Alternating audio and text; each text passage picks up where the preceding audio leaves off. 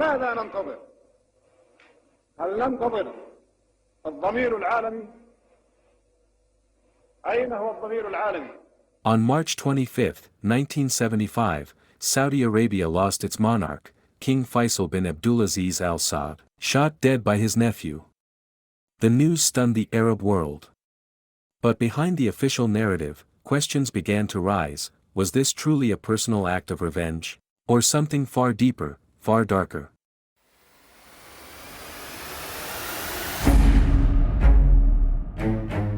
Born in 1906, Faisal rose through the ranks of diplomacy and power with sharp intellect and deep faith. As king, he spearheaded social reforms, introduced public education especially for girls, and took a strong stance in international politics. In 1973, he led the Arab oil embargo in response to Western support for Israel. Oil prices quadrupled. The West trembled. And some say, powerful interests began to take notice. Faisal successfully stabilized the kingdom's bureaucracy, and his reign had significant popularity among Saudi Arabians.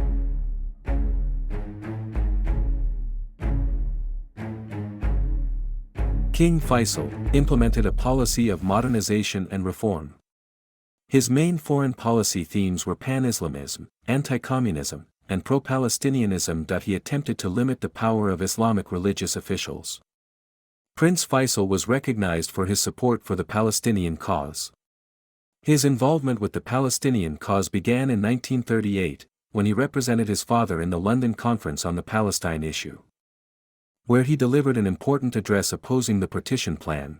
He wrote a message to the Saudi people in 1948 in which he discussed the Palestinian struggle and the suffering of the Palestinian people. Faisal was a global advocate for Palestinian rights, as evidenced by one of his speeches to the UN in 1963, in which he claimed that the Palestinian crisis is the only thing that has ruined Arab peace since the UN resolution to partition Palestine. One of his policies on this issue was to refuse to recognize Israel. In his speech on September 22, 1947, to the United Nations, Faisal said, "But today the Arabs wish to repel the aggression of a political minority group, namely, the Zionists. It is a group which does not represent world Jewry. It is a group which is more political than religious, a group whose ways and methods are not different from those of the Nazis."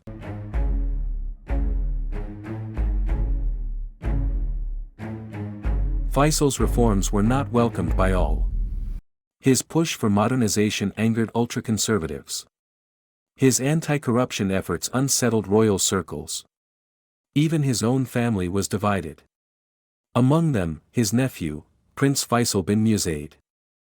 One of Faisal's modernization attempts was, the new laws on media. Television broadcasts officially began in 1965.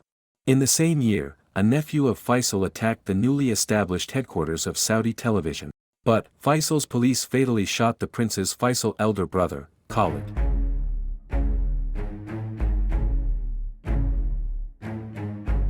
On March 25, during a routine public majlis, an event where the king or leader opens up his residence to the citizens to enter and petition him. In the waiting room, Prince Faisal talked to Kuwaiti representatives who were also waiting to meet King Faisal. When the prince went to embrace him, King Faisal leaned to kiss his nephew in accordance with Saudi custom. The prince drew a revolver and fired 2 bullets. The first shot hit the king's chin, and the second one went through his ear. A bodyguard hit Prince Faisal with a sheathed sword, but, King collapsed. The room erupted in chaos.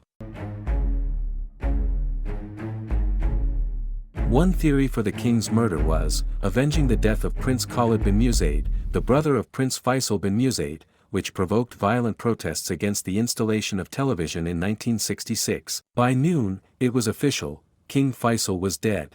But the details didn't sit well with many. How did the prince carry a weapon inside the royal palace? Why was security so lax? And, most importantly, was he acting alone? Prince Faisal bin Musaid was captured directly after the attack. Initial reports after the assassination suggested, Prince Faisal bin Musaid was mentally unbalanced or had undergone psychiatric treatment.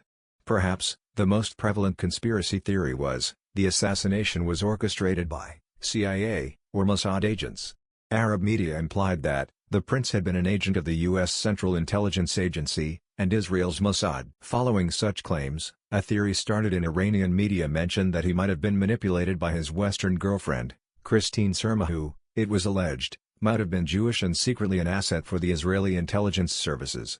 The rumor was taken seriously by Saudi Arabian officials, and questioned Surma regarding the assassination, at which point she revealed, she was not Jewish and was as puzzled as everyone else regarding the actions of Faisal. There has never been any concrete evidence presented to definitively prove a conspiracy beyond Prince Faisal bin Mossad acting alone, and the Saudi government maintained its initial conclusion of a lone assassin motivated by revenge. The nation's high religious court convicted him of regicide and sentenced him to execution. King Faisal was a man of paradox, deeply traditional, yet boldly progressive.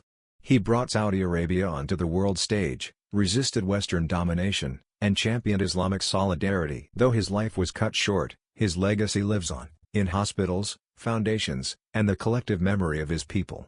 A martyr to some, a mystery to others.